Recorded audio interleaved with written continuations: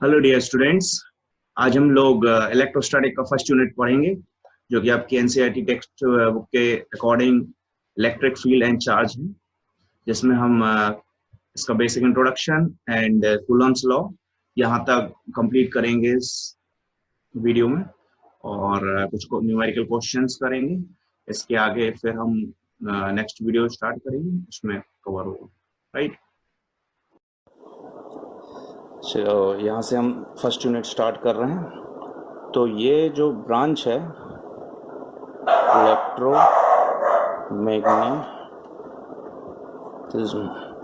Electromagnetism एक ऐसी branch है फिजिक्स की जिसमें हम स्टडी करेंगे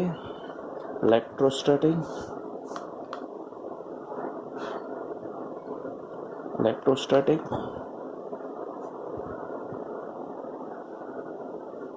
मैग्नेटिज्म,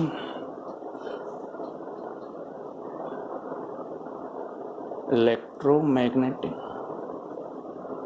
इंडक्शन।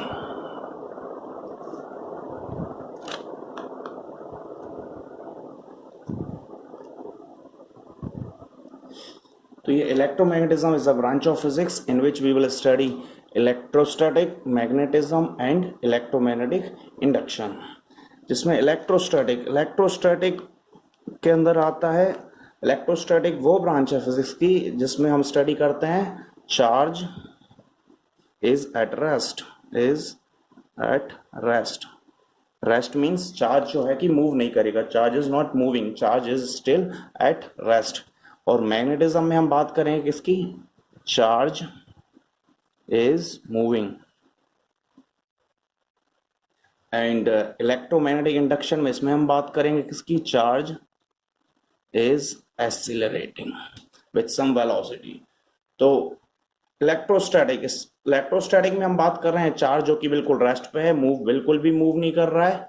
और मैग्नेटिज्म में इसमें चार्ज जो कि मूव करेगा, कुछ वेलोसिटी रहेगी जब भी चार्ज मूव करेगा, और इसमें चार्ज इलेक्ट्रोमैग्नेटिक इंडक्शन में चार्ज एक्सेलरेट करेगा। तो आपने देखा होगा इलेक्ट्रोमैग्नेटिक इंडक्शन में जो कि एक इलेक्ट्रिक वेव होती है, एक मैग्नेटिक वेव होती है, और ये तीनों ही आपस में म्यूचुअली परपेंडिकुलर डायरेक्शन में चलती हैं। मैग्नेटिज्म को हम फर्दर आगे पढ़ेंगे फिजिक्स में, और 3-4 यूनिट तक जो है वो इलेक्ट्रोस्टैटिक से ही हमको डील करना है। तो आप देख रहे हैं कि बार बार ये बात आ रही है चार्ज क्या है। तो चार्ज एक ऐसा सब्सटेंस है जो क्या करेगा? इलेक्ट्रिक फील्ड पर रिस्पॉन्स भी करेगा, और इलेक्ट्रिक फील्ड जो है, इलेक्ट्रिक फोर्स जो है वो एक्सर्ट भी करेगा। अब बेसिकली जो हम चार्ज इस चैप्टर में पढ़ रहे हैं, हमारे पास 2 टाइप्स के चार्जेस हैं, एक पॉजिटिव चार्ज और दूसरा नेगेटिव चार्ज। राइट, तो अगर हमारे पास 2 पॉजिटिव चार्ज हैं, दोनों ही क्या है? पॉजिटिव चार्ज है, तो इनमें आपस में क्या होगा? रिपल्शन होगा, दोनों ही क्या होंगे? दूर भागेंगे। अगर हमारे पास 2 नेगेटिव चार्जेस हैं तो दोनों नेगेटिव चार्जेस के अंदर भी क्या होगा? रिपल्शन होगा, ये दूर भागेंगे। अगर हमारे पास एक पॉजिटिव चार्ज है और दूसरा नेगेटिव चार्ज है तो इनके बीच में क्या होगा? अट्रैक्शन होगा, दोनों क्या होंगे? पास में भागेंगे। राइट, तो यहां से हमको चार्ज के अंदर प्रॉपर्टी समझ में आ रही है कि चार्ज अगर पॉजिटिव चार्जेस हैं तो लाइक चार्जेस हैं दोनों, ये पॉजिटिव पॉजिटिव, नेगेटिव नेगेटिव, तो इनके बीच में क्या होगा? रिपल्शन होगा। रिपल्शन मतलब दूर भागेंगे। और अगर अपोजिट चार्जेस हैं, अनलाइक चार्जेस हैं, तो एक पॉजिटिव दूसरा नेगेटिव या एक नेगेटिव दूसरा पॉजिटिव, तो इनके बीच में क्या होगा? अट्रैक्शन होगा। राइट, अब अगर हम बात करते हैं और चार्ज के बारे में और प्रॉपर्टी जानते हैं, तो हमारे पास जब इलेक्ट्रॉन है, इलेक्ट्रॉन जो है हमारे पास ये स्मॉलेस्ट चार्ज है, स्मॉलेस्ट चार्ज, जो कि इसकी वैल्यू कितनी होती है, कोई बता सकता है? 1.6 इंटू 10⁻⁻19 कूलम। राइट, तो कूलम क्या है? कूलम जो है वो चार्ज की यूनिट है। आपने क्लास 10th में भी पढ़ा होगा, unit of charge is coulomb. Right, अब हम इस चैप्टर में आगे और मैं बताऊं आपको, तो आपने ये समझ लिया कि इलेक्ट्रोस्टैटिक जो है वो फिजिक्स की वो ब्रांच है जिसमें हम स्टडी करेंगे चार्जेस एट रेस्ट। अब बात आ रही है चार्ज की, तो चार्ज 2 तरीके के हैं, पॉजिटिव चार्ज है, नेगेटिव चार्ज है। अगर पॉजिटिव पॉजिटिव या नेगेटिव नेगेटिव चार्ज यानी कि लाइक चार्जेस हैं तो इनके बीच में रिपल्शन होगा, अनलाइक चार्जेस हैं तो इनके बीच में अट्रैक्शन होगा। अगर चार्ज की बात करें तो हमारे पास जो स्मॉलेस्ट चार्ज है वो क्या है? इलेक्ट्रॉन। इलेक्ट्रॉन के पास सबसे स्मॉलेस्ट चार्ज ये कितना है? 1.6 इंटू 10⁻⁻19 कूलम, ये वैल्यू हमारे पास स्मॉलेस्ट चार्ज की बात है। अब हम आगे चढ़ते हैं तो हमारे पास चैप्टर में आता है फ्रिक्शनल इलेक्ट्रिसिटी।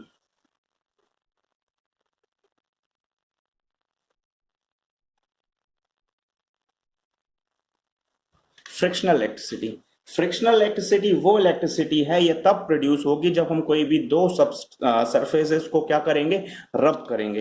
रब करने की वजह से जो इलेक्ट्रिसिटी आएगी वो इलेक्ट्रिसिटी कहलाएगी कौन सी, फ्रिक्शनल। तो ये ड्यू टू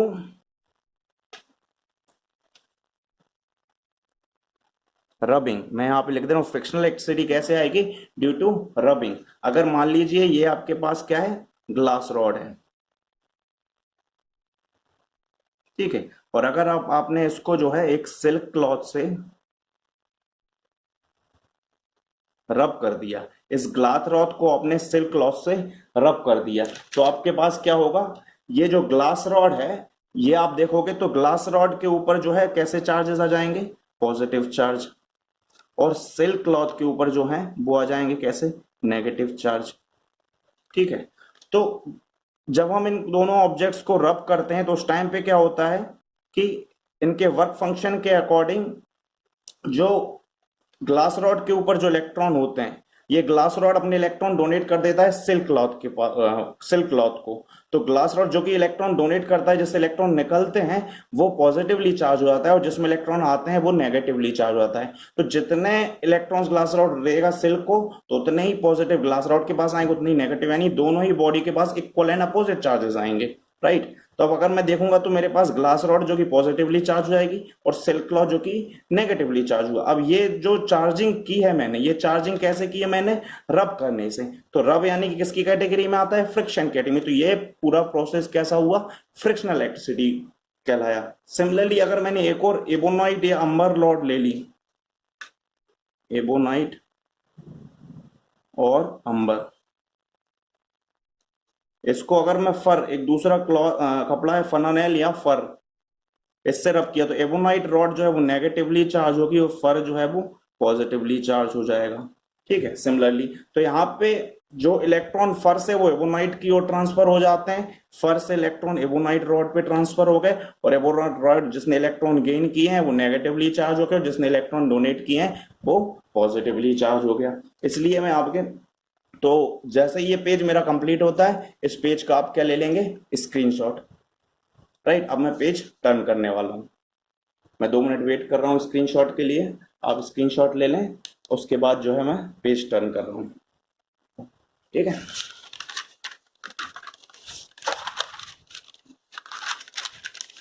चलिए,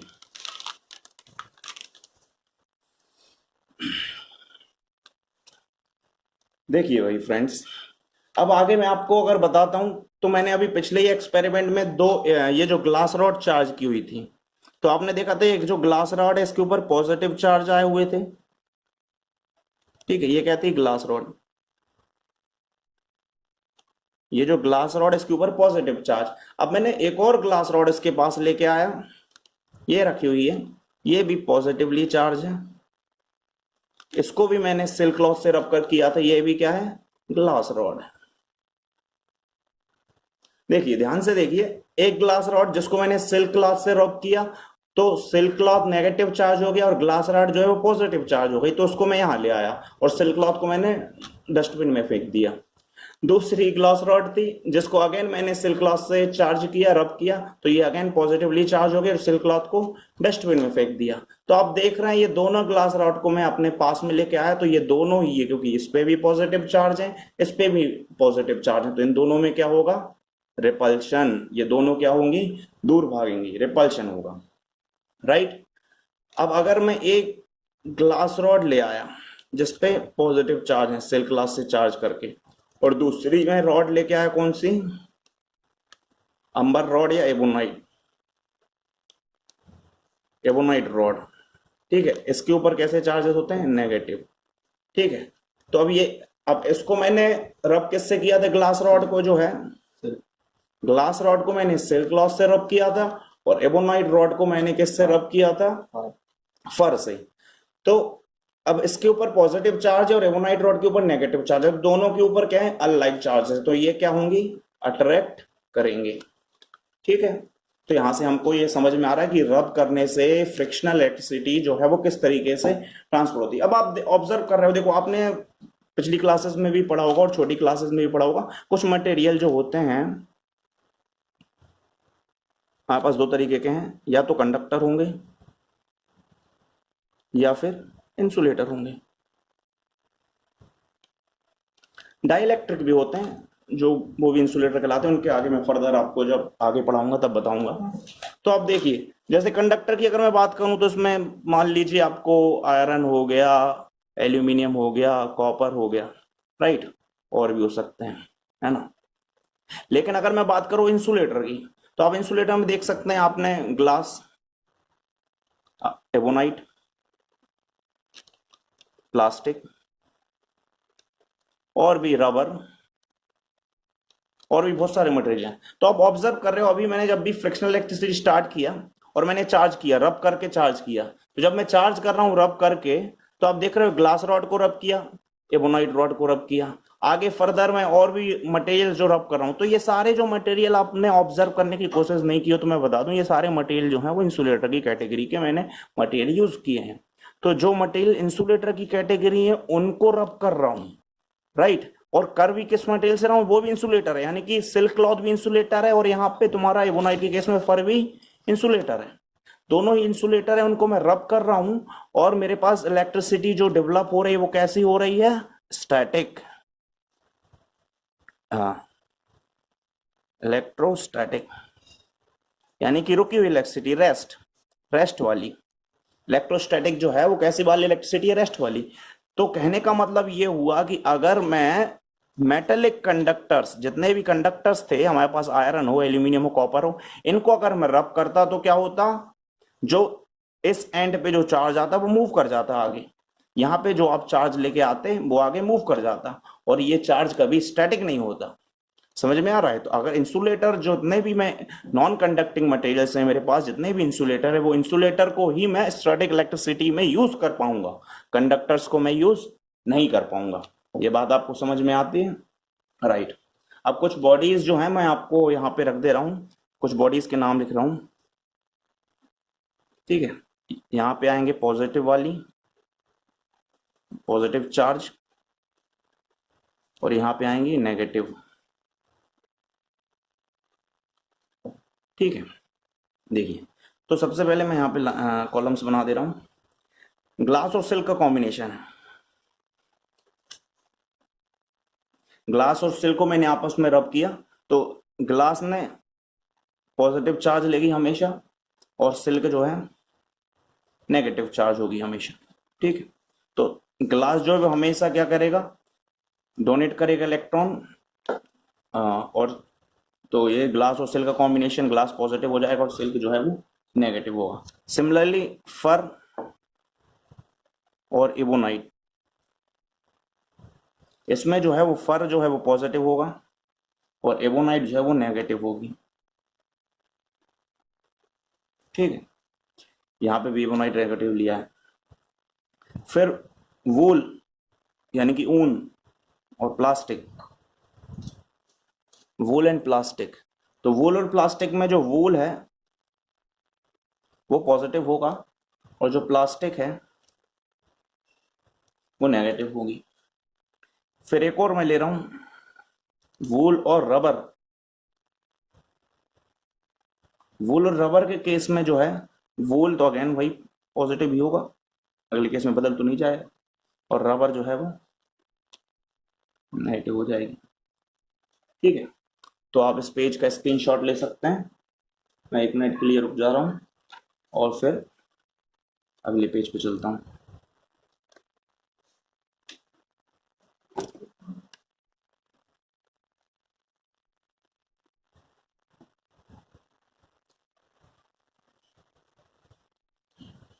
ठीक है, मैं पेज रोटेट करता हूं।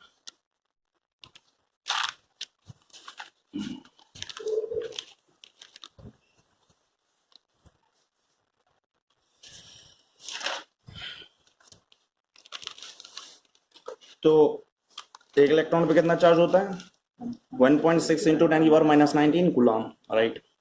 अब हम नेक्स्ट, मैंने टॉपिक यहाँ पे डाल रहा हूं, इसका नाम है मेथड ऑफ चार्जिंग। देखिए, जो मैं पढ़ा रहा हूँ उसके साथ जो भी नोट्स वगैरह हैं ये मैं व्हाट्सएप पे शेयर कर देता हूँ बच्चों को, तो आप मेरे से व्हाट्सएप नंबर से जुड़ सकते हैं। मेरा व्हाट्सएप नंबर है 8989891385। अगर आपको जो भी नोट्स चाहिए मेरे से, तो आप इस नंबर पे मुझे कांटेक्ट कर सकते हो एनी टाइम। मैं आपको एज सुन एज, जैसे ही फ्री रहूंगा, या अगर उस टाइम पे फ्री हो तो तुरंत भेज दूंगा, और नहीं तो जैसे ही फ्री होता हूँ तब भेज दूंगा। राइट, जरा एक सेकंड में पानी पी लूँ।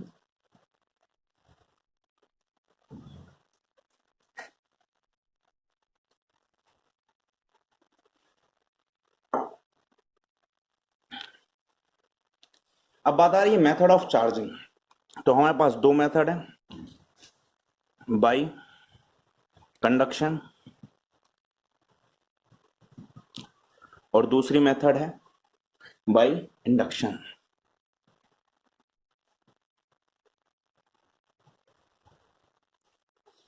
राइट, तो पहली मेथड जो है बाई कंडक्शन, आपको समझ में आता है। कंडक्शन यानी कि कंडक्ट शब्द है, कंडक्ट मतलब यानी कि किसी भी चीज में डायरेक्ट फिजिकल कांटेक्ट। इसका मतलब क्या हुआ कि आपको एक चार्ज बॉडी है जो कि पॉजिटिवली चार्ज है, राइट।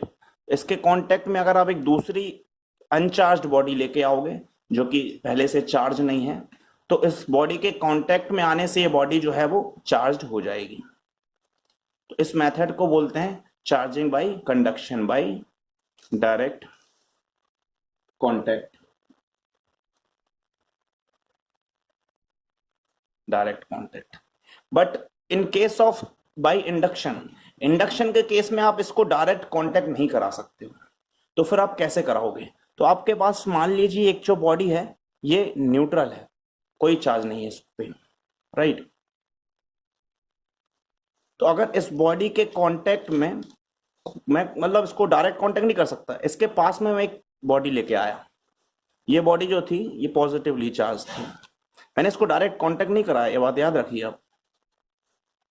तो मैंने ये न्यूट्रल बॉडी से थोड़ी सी दूर एक बॉडी लेके आया जिसके ऊपर मैंने पॉजिटिवली चार्ज था। तो क्या होगा, ये न्यूट्रल बॉडी, न्यूट्रल बॉडी मतलब कि इसके पॉजिटिव नेगेटिव जो है वो ऑलरेडी वेल ओरिएंटेड है, लेकिन क्योंकि यहाँ पे पॉजिटिव चार्ज बॉडी आई, तो पॉजिटिव चार्ज बॉडी आने की वजह से क्या होगा, ये इसको क्या करेगी, इंड्यूस करने की कोशिश करेगी। इंड्यूस करने की कोशिश करेगी तो ये क्या करेगी, इस बॉडी के जितने भी नेगेटिव्स हैं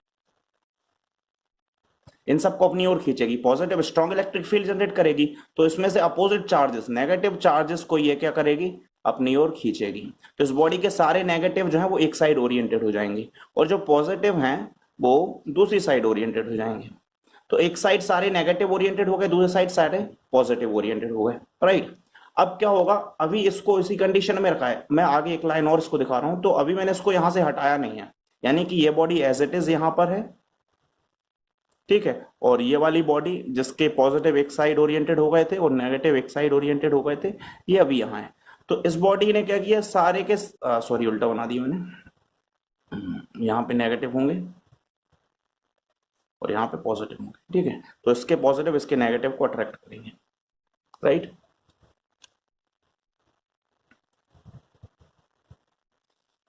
तो अब क्या होगा, मैंने यहाँ पे बॉडी पॉजिटिवली चार्ज थी, इसने इसके नेगेटिव को अट्रैक्ट कर लिया, सारे नेगेटिव एक साइड इकट्ठे हो गए और सारे पॉजिटिव दूसरे साइड इकट्ठे हो गए, ठीक है। अब क्या करूंगा, इस बॉडी को अगेन मैं ग्राउंडेड कर दूंगा, अर्थिंग लगा दूंगा। तो अर्थ लगाऊंगा तो अर्थ से जो है इलेक्ट्रॉन्स, ध्यान दीजिएगा, अर्थ से इलेक्ट्रॉन्स ऊपर जाएंगे, वो इलेक्ट्रॉन्स इन पॉजिटिव को न्यूट्रल कर देंगे। न्यूट्रल कर देंगे तो अब मैं इस बॉडी को हटा दूंगा, ये बॉडी हटा दूंगा तो सिर्फ मेरे पास क्या होगा, अब क्योंकि जितने पॉजिटिव थे उसको अर्थिंग करके मैंने न्यूट्रल कर दिया, अब सिर्फ मेरे पास बचे क्या, नेगेटिवली चार्ज। तो मैंने ये बॉडी को कैसा कर दिया, नेगेटिवली चार्ज। तो without direct contact charging by induction, मैंने एक बॉडी को नेगेटिवली चार्ज कर दिया, पॉजिटिव बॉडी का यूज किया और दूसरी बॉडी को मैंने नेगेटिवली चार्ज किया। सिमिलरली अगर मैं कोई नेगेटिव बॉडी यूज करता तो मैं उससे एक पॉजिटिवली चार्ज बॉडी बना सकता था।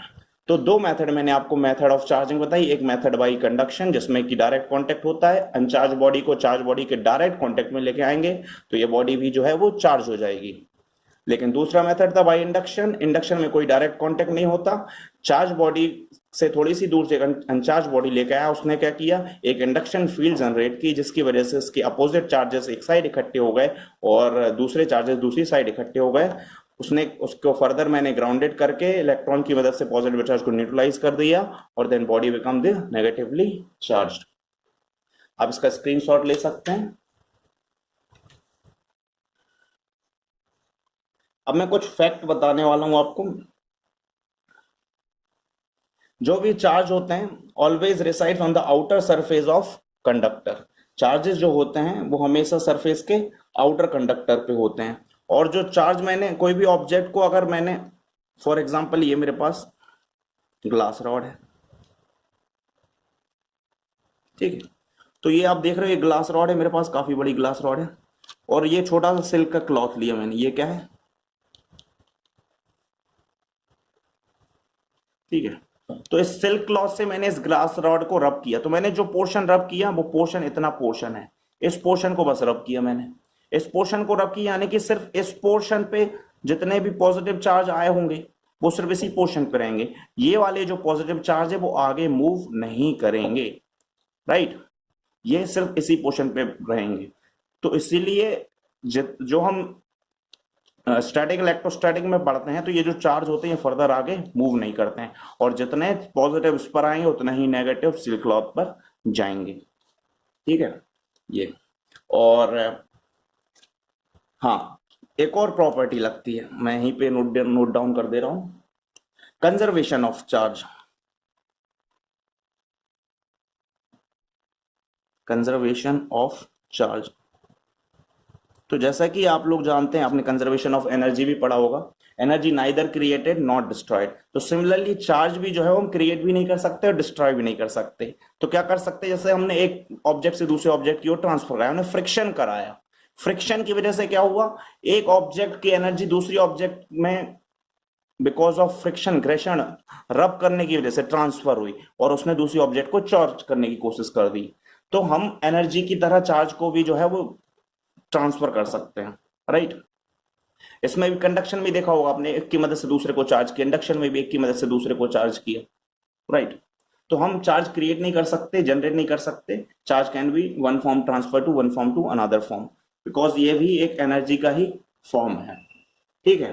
तो अब बात करते हैं, तो इसमें एक प्रॉपर्टी लगती है एडिटिव, ऐड करने की प्रॉपर्टी, जिसको हम बोलते हैं एडिटिविटी, ठीक है। जिसमें हम चार्जेस को, जैसे मान लो हमारे पास क्या है, मैंने बताया चार्ज की यूनिट कूलम होती है, तो +2 कूलम का चार्ज है, कोई -5 कूलम का चार्ज है, ठीक है, और कोई 7 कूलम का चार्ज है, ठीक है। तो ये पूरी एक बॉडी थी जिसके ऊपर एक जगह पे 2 कूलम चार्ज है, एक जगह पे -5 कूलम चार्ज है, एक जगह पे 7 कूलम चार्ज है। तो कोई पूछे कि भाई टोटल चार्ज कितना है इस बॉडी पे, टोटल चार्ज कितना है, तो भाई मैं ऐड कर दूंगा, मेरे को पता है कि भाई 7 + 2 9, 9 में से 5 सब्ट्रैक्ट हो जाएंगे तो कितना बचा, 4 कूलम। तो मैंने बता दिया कि ऑब्जेक्ट पे टोटल चार्ज जो है वो 4 कूलम है, राइट।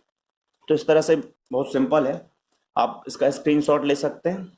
मैं ये पेज टर्न करने का 2 मिनट यहाँ पे रुक रहा हूँ, यू कैन टेक स्क्रीनशॉट,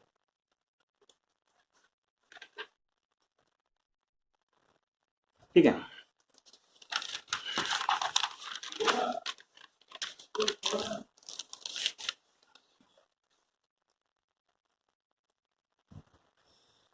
इसके बाद आता है क्वांटाइजेशन।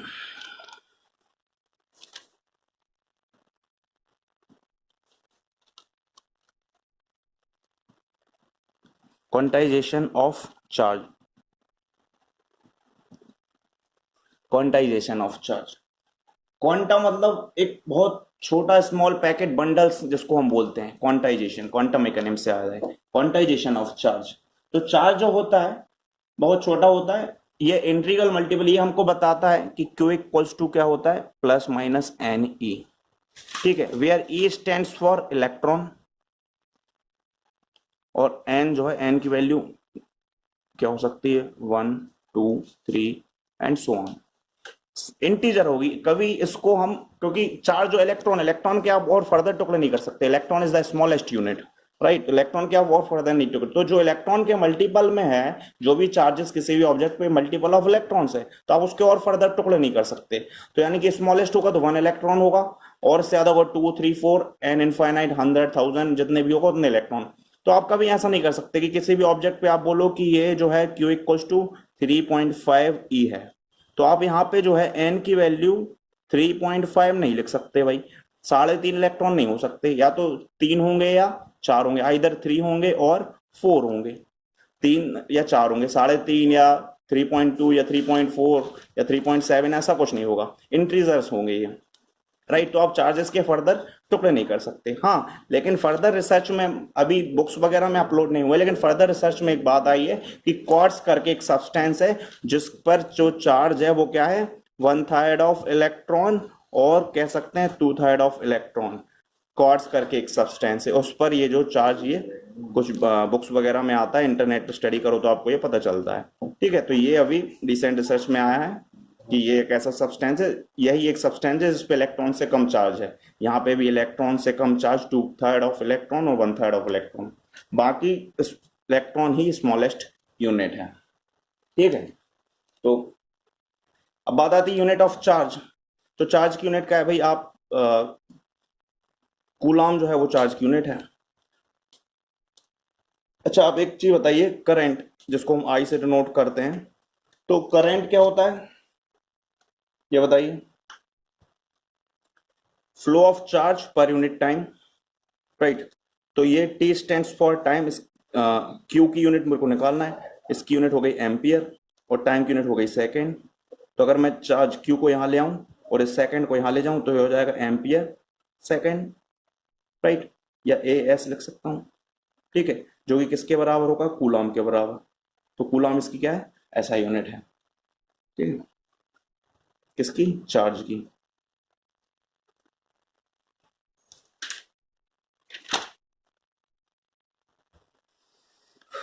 डायमेंशन फॉर्मूला क्या हो सकता है, एम्पियर का A हो गया, सेकंड का T हो गया, तो ये इसका क्या हो गया, डायमेंशन फॉर्मूला। और इसको कैसे लिख सकते हैं, Q के डायमेंशन फॉर्मूला को, M0 L0 T1 A, ऐसे लिख सकते हैं डायमेंशन फॉर्मूला, ठीक है। तो आप इस पेज का स्क्रीनशॉट ले सकते हैं।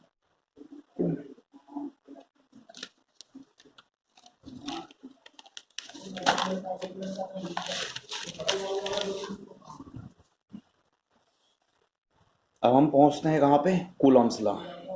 एक बहुत ही फेमस साइंटिस्ट हैं कूलॉम्स, उनने ये 1785 में ये लॉ दिया था, कूलॉम्स लॉ ऑफ इलेक्ट्रोस्टैटिक।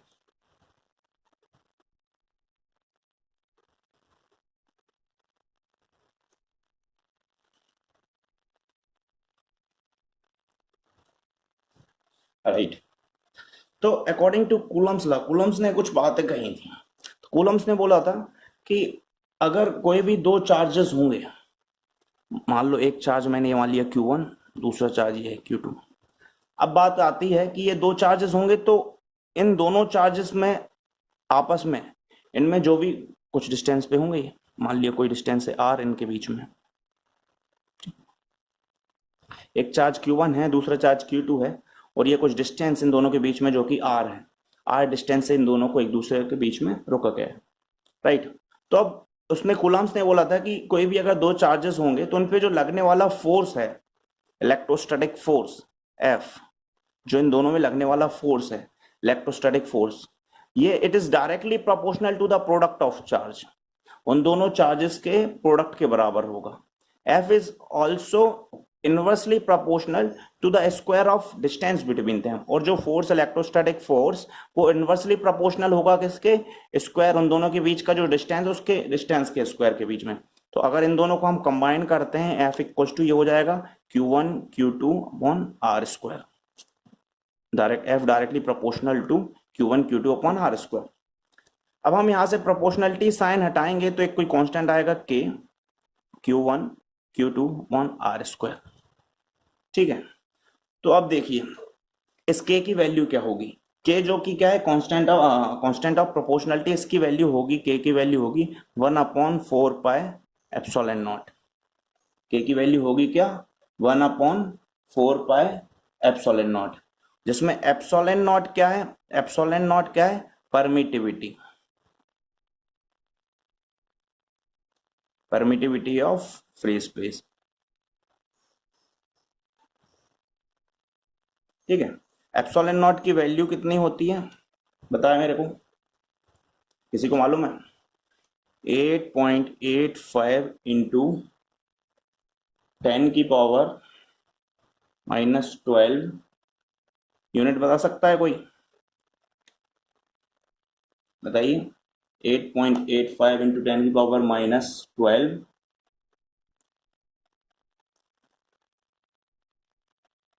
पर कूलम पर न्यूटन पर मीटर स्क्वायर, पर कूलम, सॉरी कूलम स्क्वायर पर न्यूटन पर मीटर स्क्वायर।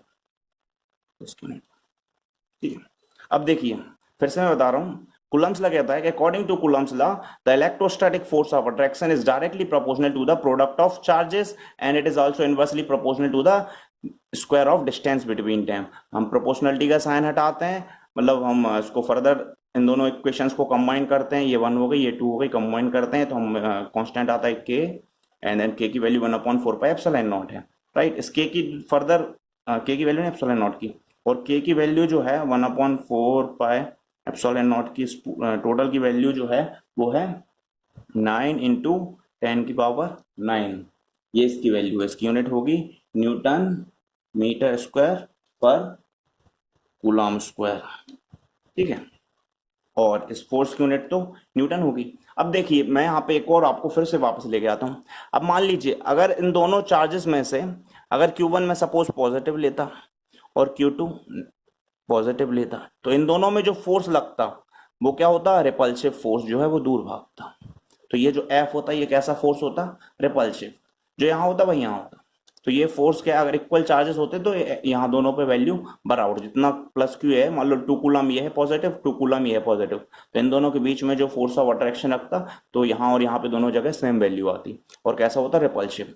मान ले अगर मैं मान लूँ कि भाई जो Q1 है और जो Q2 है तो ये पॉजिटिव और ये नेगेटिव है, तो ये फोर्स कैसा होता?